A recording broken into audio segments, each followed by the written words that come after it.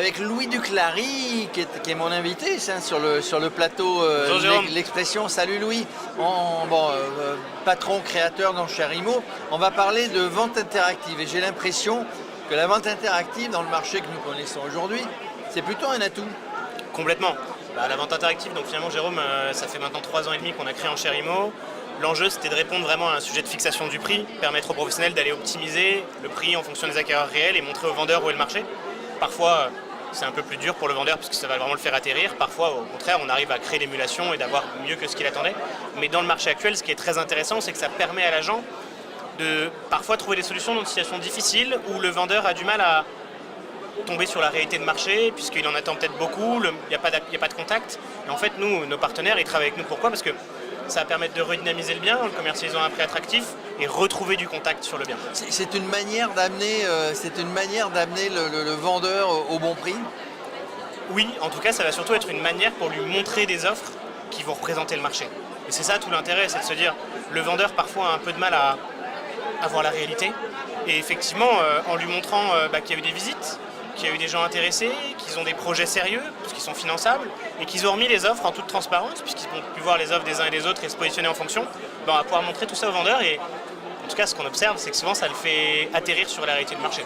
En tout cas, c'est nouveau, puisque ça n'existait pas en France, ces ventes interactives, mis à part les notaires. Oui, tout à fait, ça existait pour les notaires maintenant depuis une dizaine d'années. Mais ça existe pour les agents immobiliers, et j'ai l'impression que ça prend bien. Peut-être parce qu'on est sur un marché difficile, mais j'ai l'impression que ça prend bien.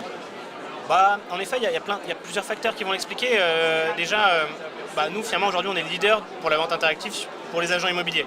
Maintenant, il y a d'autres services qui proposent ce système, et tout l'intérêt, c'est de se dire qu'à plusieurs, on est aussi maintenant en capacité d'avoir une force de frappe plus importante et de montrer au marché que ça existe, que ça a un intérêt, que des ventes additionnelles se font comme ça, et donc ça génère du chiffre d'affaires pour l'agence. Et en effet, ça prend bien. Aujourd'hui, on réalise un peu plus de 200 ventes par mois.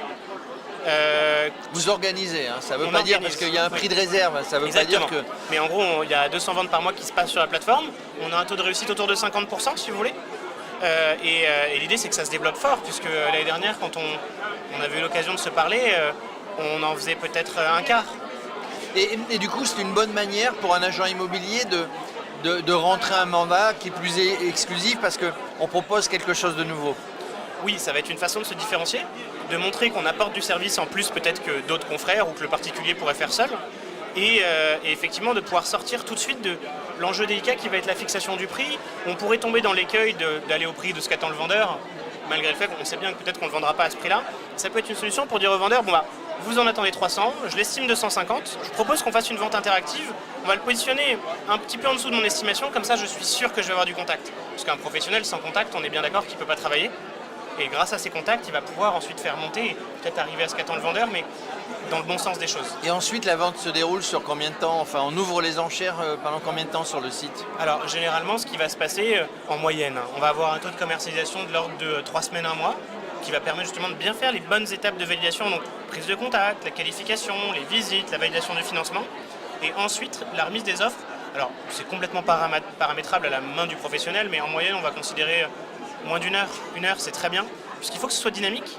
Et vous avez ça va très vite du coup. Vous n'avez pas envie de vous connecter, de venir 5 jours après voir l'offre, ça n'a pas de sens. Il faut que les gens soient là au même moment et qu'ils puissent remettre des offres. Alors, vente interactive enchère, moi je retiens le mot enchère. Des fois, il y a un acheteur caché, entre guillemets, qui sort du bois à la dernière minute. On voit ça dans l'immobilier.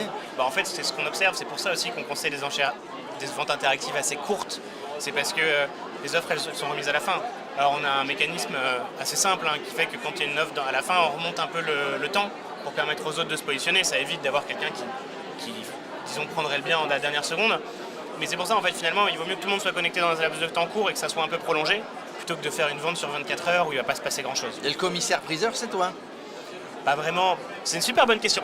On n'est pas vraiment le commissaire-priseur pour une raison simple, c'est qu'on est vraiment dans un contexte loi Hoguet, vente intermédiaire par un professionnel de l'immobilier. Donc finalement, on est sur un système d'appel d'offres. L'acte, il aura lieu avec un notaire dans un régime classique.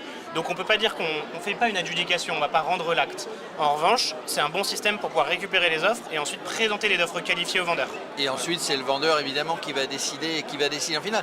En tout cas, je vous suis évidemment sur les réseaux sociaux.